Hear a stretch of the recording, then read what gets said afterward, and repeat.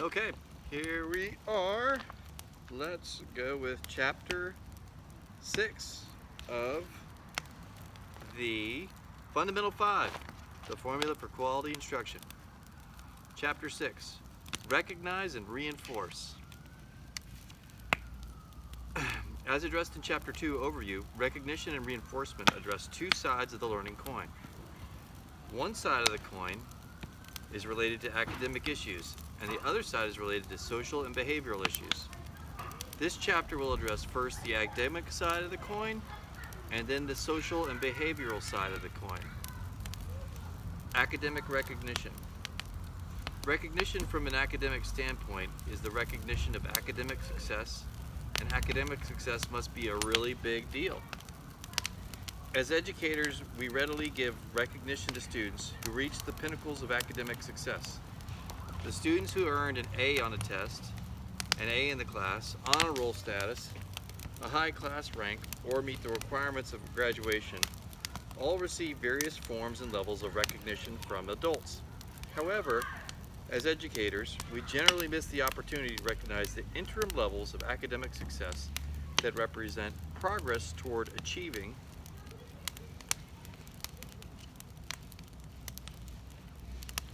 higher academic goals. For example, take 4 random students from a typical class. Justin has not turned in a single work assignment for the past 3 weeks, but today he did remember to bring his homework to class and turn it in. This is a big deal for Justin. Johnny has never scored higher than 74 on a test.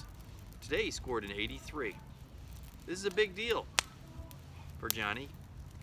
Brittany made the honor roll for the first time. This is a big deal for Brittany. Finally, Candace scored at the commended performance level on the state accountability exam. This is a big deal for Candace. These are 4 examples of academic success in this classroom. Yet, in most cases, as a teacher, one would recognize the success of Brittany and Candace while overlooking the opportunity to recognize the smaller, but perhaps more important interim success of Justin and Johnny. Academic reinforcement. From the academic standpoint, reinforcement is the reinforcement of the work and or effort that is required to achieve a certain level of academic success. As is the case with academic recognition, academic reinforcement is a really big deal. Yet the reinforcement of work and effort seems to represent a significant blind spot for many teachers. From the author's perspective, there is a logical explanation for this observation. Many, if not most, teachers enter the field of education because they enjoyed school. They were successful in school, and they were intrinsically motivated to complete the tasks that were assigned to them in class. As such, they did not have to think about the work it took to succeed academically, because in most cases it did not seem like work at all. For example, when they were students, both authors were avid readers. The requirement to go home and read a chapter was not seen as work. In many cases, it was actually review because they had previously read the chapter for enjoyment. Thus, the teacher who rarely or never viewed school tasks as work has a difficult time reinforcing the distinct tasks that must be accomplished by the non-school oriented student to successfully fulfill the expectations of the class. Once again, let's consider the example of Justin and his homework. For Justin to have turned his homework today, he had to have completed a number of steps. First, he had to write down the homework assignment on the previous day. Second, once at home, he had to remember that he had homework. Third, he actually had to do the homework assignment. Fourth, he had to remember to bring the homework assignment back to school. Fifth, he had to remember to bring the homework assignment back to class. Sixth, and finally, he had to turn in the homework assignment. How is Justin not exhausted? This represents a significant amount of work on Justin's part, since based on the evidence, the lack of turned in homework assignments, the process of completing and turning in homework is an activity that Justin does not intuitively navigate. This work must be outlined and reinforced. If turning in homework is to become a regular occurrence for Justin, and it is the observant and insightful teacher who will notice the situation and act based on this understanding. Benefits of academic reinforcement and recognition. The benefits of academic reinforcement and recognition are many, and unlike a host of instructional recommendations, the effect of the practice has been quantified in numerous research studies. Although these studies draw different conclusions on the practice, Marzano et al. In Classroom Instruction That Works, 2001, report that according to the reviewed research, the use of effective reinforcement produced between a 20 to 48 percentile gain in student achievement. Teachers must recognize that a 20 to 48 percentile improvement in student performance is potentially life-changing. From a system standpoint, a school can move from a watch list to academic stability. From the standpoint of the teacher, a career in jeopardy can transition to a career of recognized success. But both of these pale in light of what it can mean to a student. An improvement in achievement of this magnitude can represent the difference between failing or passing a course, graduating or not graduating, attending the college of one's choice, or not pursuing additional education, etc. Recognition of academic success at any level provides students the motivation to continue in their pursuit of academic success. Reinforcement of the work and effort it takes to achieve academic success builds habits and understandings that students can access throughout their academic career and well into their adult life. In the author's experience, many students, especially those labeled at risk, often see little connection between their effort and earned reward. They view life as a series of random acts over which they have little, if any, control.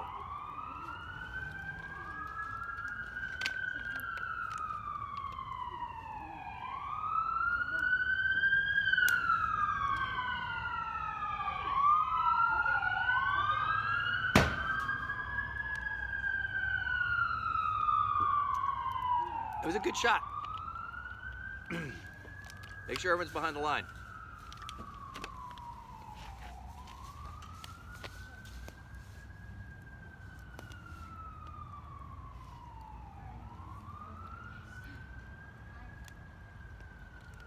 The more at risk the students, the more important the recognition of work and effort become. If one was to ask a group of at-risk students why one student is more successful than other, one would often hear responses such as, she is smart or he is lucky, the teacher likes her, or she likes school, and so on. The connection between the academic work and academic success is essentially invisible to these students. However, when the teacher addresses the fact that when students complete discrete tasks, the sum of those tasks will equal a level of success, and when the teacher then reinforces students as they complete those tasks, students quickly begin to understand their efforts have a direct impact on the reward, success they reap. At this point, the student is no longer the victim of fate, lucky or unlucky. The student controls his or her actions. Work or do not work.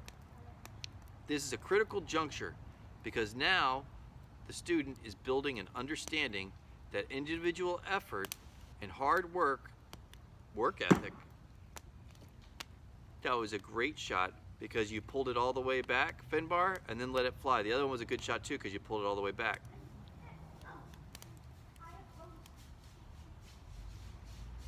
Reinforcing effort can help students one of the most valuable lessons they can learn. The harder you try, the more successful you are. Marzano, 2001. Social and behavioral recognition.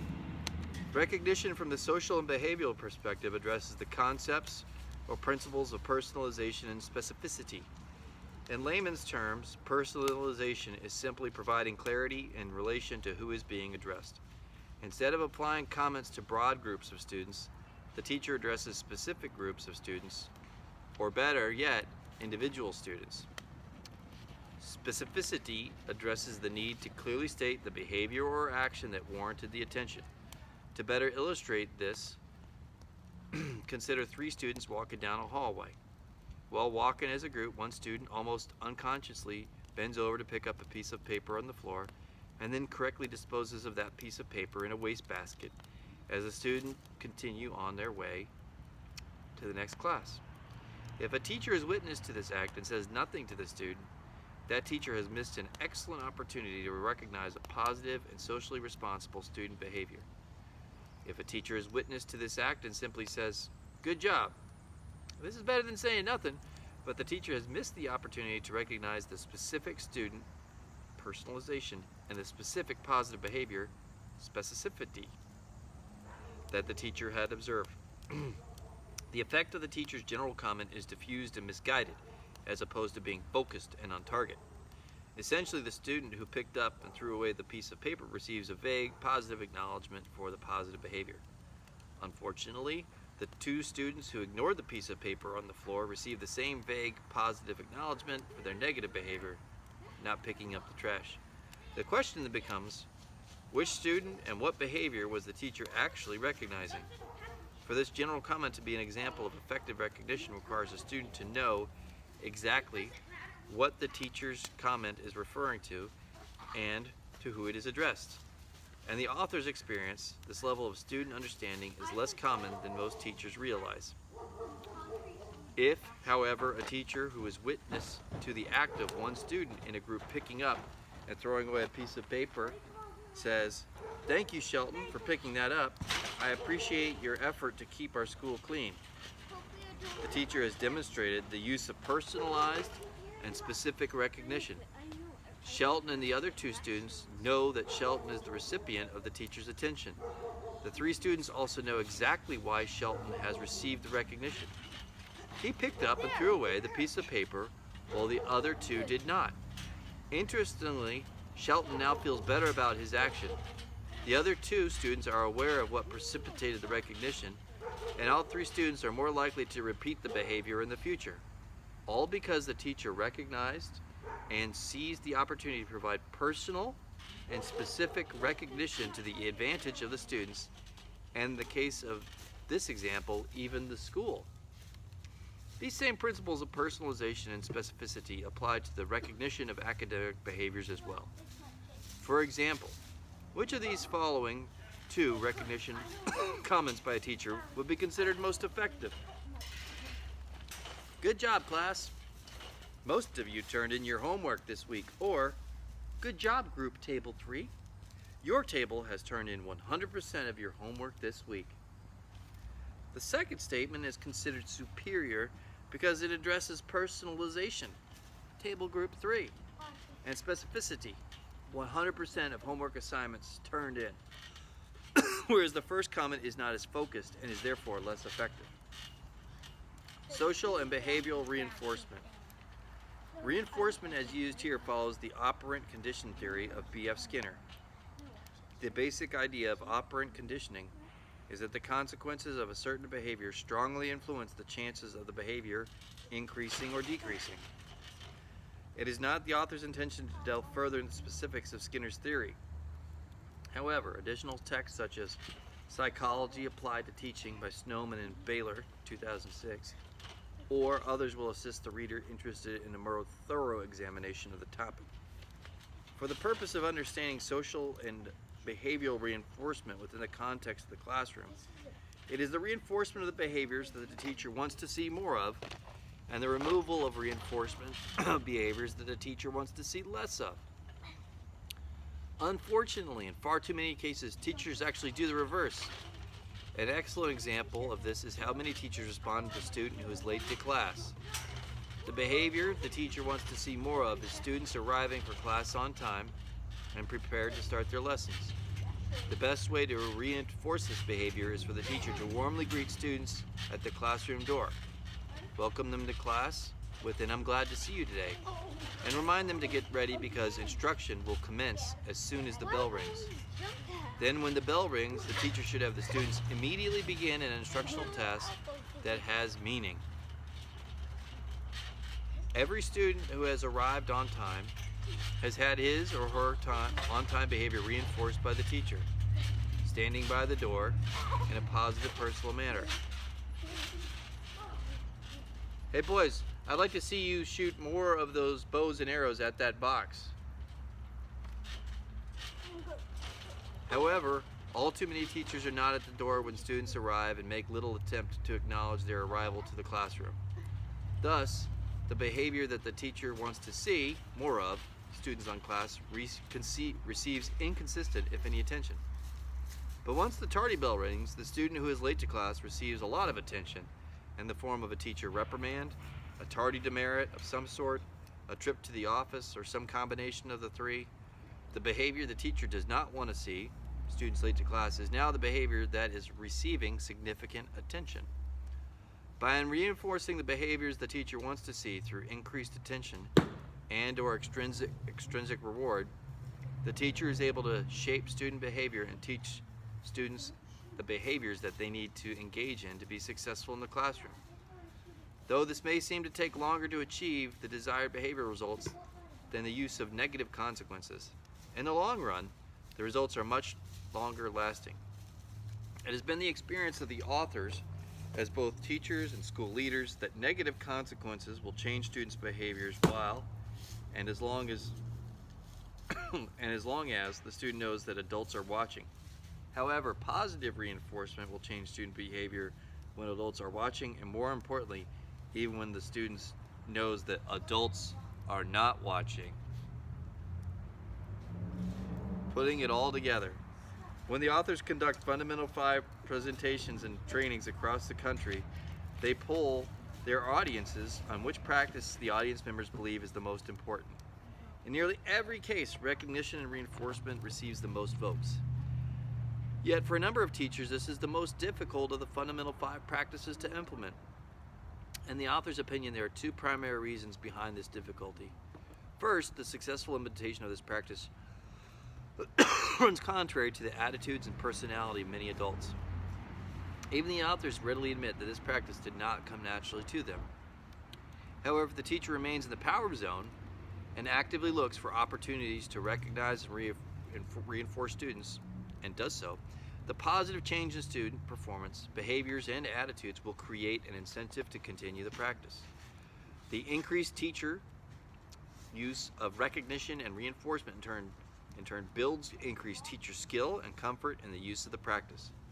This is the case where one is encouraged to fake it until you make it. The second reason why many teachers find this practice difficult to implement is that managing a classroom is a stressful endeavor. When one operates under stress, it is easy for one to default to one's baseline behaviors or habits. Changing one's habits takes conscious effort, time, and support. And the stress of changing what one looks for and responds to in an already stressful situation, and the transition can easily become overwhelming to some. To increase the pace of implementation of this practice in the classroom, many teachers report that the following strategies prove to be helpful. First, teachers are advised to create a list of 2 to 5 targeted student behaviors of accomplishments they want to encourage. When the teacher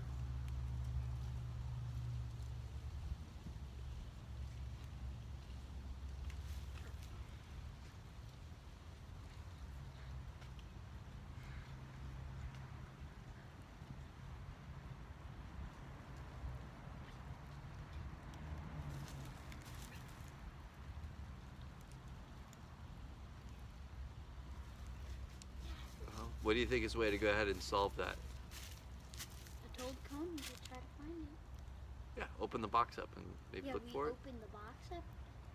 I can't find it. I can't find it. But I'll look again. Okay. Well, you guys are doing, I guess you're shooting those arrows really strong into that box then, huh? Coney, no, it was in, and then I said, okay, well, let's just get inside the box so we can kind of easily push it out. And then when it was in, he just went, yanked it. So now what would you do What would you do differently next time?